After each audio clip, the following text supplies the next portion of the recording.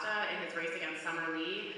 And given the fact that in the 2015-2016 legislative session, he voted both to restrict access to abortion and also to penalize local governments that don't comply with federal law enforcement about immigration, why would you do that? Well, Paul Costa, again, I don't, the only person I know that Paul Costa is staunchly pro-choice, as far as I'm concerned. And that's to my knowledge. I don't know of an obscure vote, but you know, I've been the mayor of Braddock now for 12 years. I've been there for 16. And Paul has been an outstanding state rep. His office has been in Braddock as long as it's been there, quite frankly. And he has done a lot of great things for Braddock. And from my perspective, it's about someone who can deliver, somebody who's always been there for the community, and someone that is committed and has chosen Braddock above any other community in his district to put down roots and to be a tireless champion. Yes? I have a follow-up. Well, it's really more of a statement. I don't find those bills obscure. Like, I'm uterus, and I can get pregnant, and it's not obscure to me. So again, Paul Costa, in every interaction I've had, is fully supportive of a woman's right to choose. Except when he's voting. Again, I'm not going to get into the weeds there.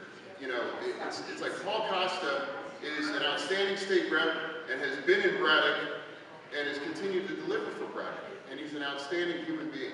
And I'm proud to support him, you know. And it's not that Summer isn't a great candidate. It's not that Summer, she's wonderful. But in this particular case, you know, this is a guy that's always been in Braddock and somebody that I think deserves to be our state rep.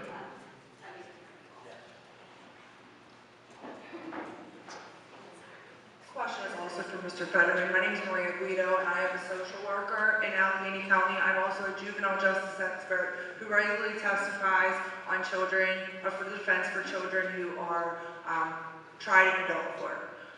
I do feel that as a mayor, you have done some things for Braddock. However, you've been there for 12 years, and I am explaining to my clients and working with them on these traumatic situations with these kids that continue to be killed.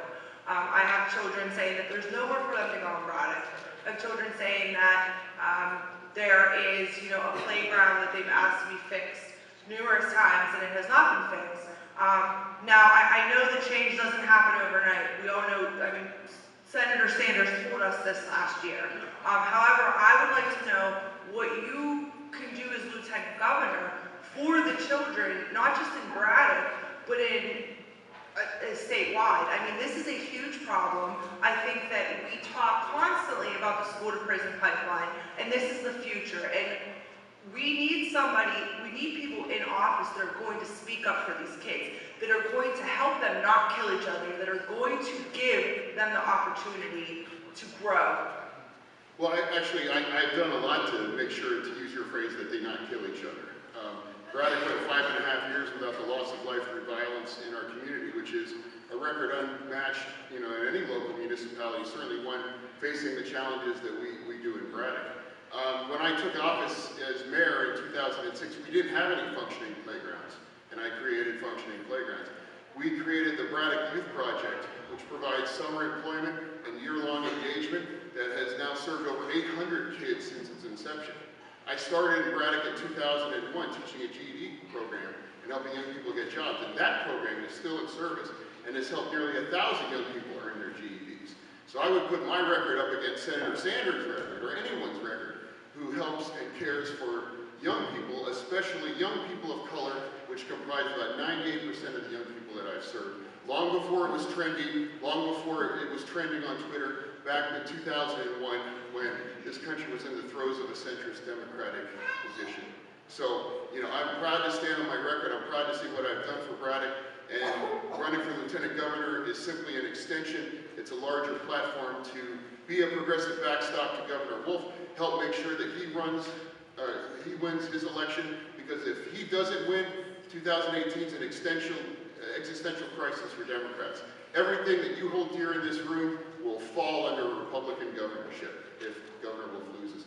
So it's about winning, it's about being a progressive backstop, and it's about being proud of the record and the things that I've accomplished as mayor in Braddock.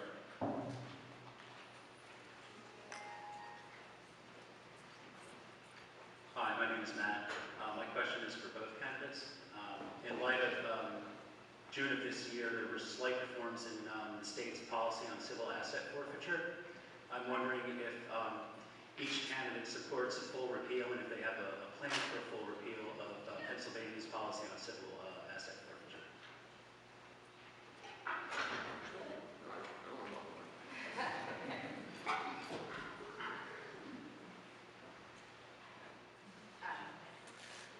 Sorry, I kind of feel like someone's standing behind me.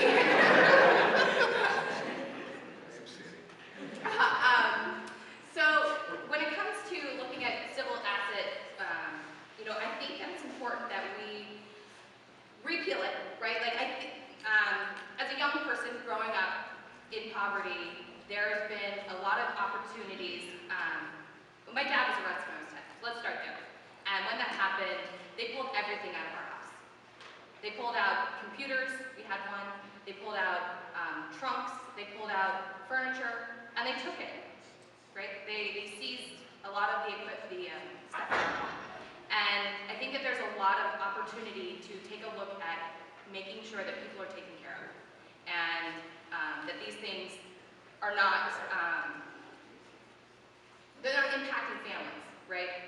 That one computer was the only computer that we had, and as a 10-year-old kid, just barely getting access to the internet, that would have been something that helped us with school and everything. So from my perspective with the asset forfeiture, I think the most important thing with respect to that is removing the incentive for law enforcement to take this stuff in the first place. And as you know, those funds, those things are taken and those proceeds go back to the police department and to law enforcement. Whereas, I would support a position where those funds would go back to affordable housing or something that actually benefits the communities from which a lot of these arrests and a lot of these engagements come from. So in other words, you're going to get a much more, I think, realistic idea of what assets should be seized versus the ones that, again, to me it's about removing the incentive for law enforcement there.